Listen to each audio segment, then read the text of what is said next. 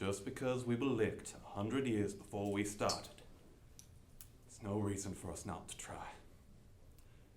In the spring of 2014, OCHS's drama department put on To Kill a Mockingbird.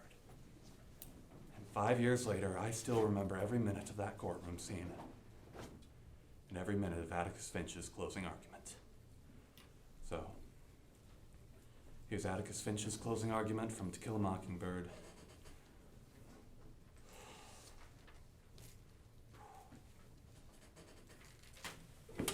We're gonna pretend that didn't happen.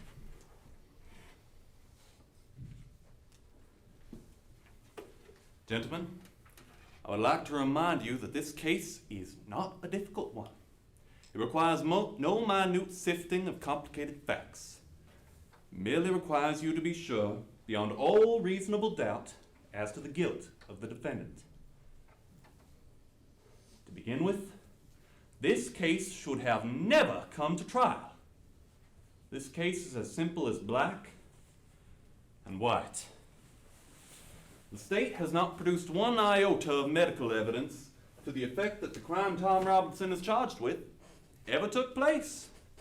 It has relied instead upon the testimony of two witnesses, whose evidence has not only been called into serious question on cross-examination, but has been flatly contradicted by the defendant.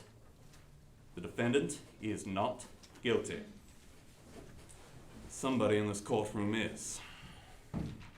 I have nothing but pity in my heart for the chief witness of the state.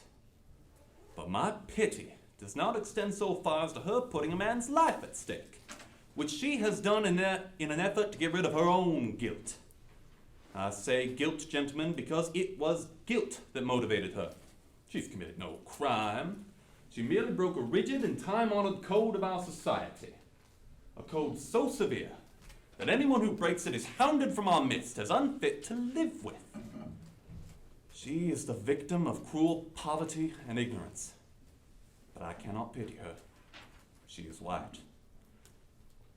She knew full well the enormity of her offense, but she persisted in breaking it. And her subsequent reaction is something that all of us have known at one time or another. She did something every child has done. She tried to put the evidence away from her. But she was no child now hiding a stolen toy. She must destroy the evidence of her offense. What was the evidence of her offense? Tom Robinson. A human being. He was her daily reminder of what she did. What did she do? She tempted a Negro.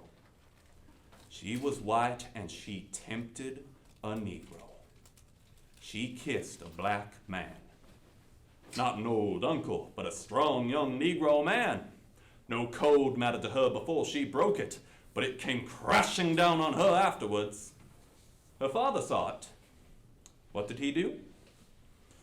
Well, we don't know for sure, but there is circumstantial evidence to the effect that Mayella Ewell was beaten savagely by someone who led exclusively with his left hand.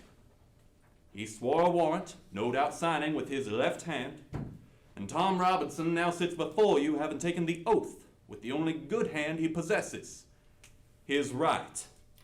And so a quiet, humble, respectable Negro who had the unmitigated temerity to feel sorry for a white woman has had to put his word against two white people. I need not remind you of their conduct in court. The witnesses for the state have conducted themselves in the cynical confidence that you gentlemen would go along with them on the assumption, the evil assumption, that all Negroes lie, that all Negroes are basically immoral, that all Negroes are not to be trusted around our women. An assumption one associates minds with their caliber. Which, gentlemen, we know is a lie, which I do not need to point out to you. You know the truth, and the truth is this. Some Negroes lie, some Negroes are immoral, some Negroes are not to be trusted around women, black or white. But this is a truth that applies to the human race and to no particular race. One more thing, gentlemen, before I quit. This year of grace, 1935, There's been a lot of talk about Thomas Jefferson's famous phrase, all men are created equal. But we know that all men are not created equal, in the sense that some men are smarter than others, some have more opportunity because they're born with it, some men make more money than others, some ladies make better cakes. Some people are born gifted beyond the normal scope of man. But there is one way in this country in which all men are created equal. There is one human institution that makes the pauper the equal of a Rockefeller, the stupid man the equal of an Einstein. That institution, gentlemen, is a court. In our courts, all men are created equal. I'm no idealist to believe so firmly in our court system. That is no ideal to me. It is a living, working reality. But gentlemen, a court is only as sound as its jury. And a jury is only as sound as the men who sit upon it. I am confident that you gentlemen will review without passion the evidence you have heard, come to a decision, and restore this man to his family.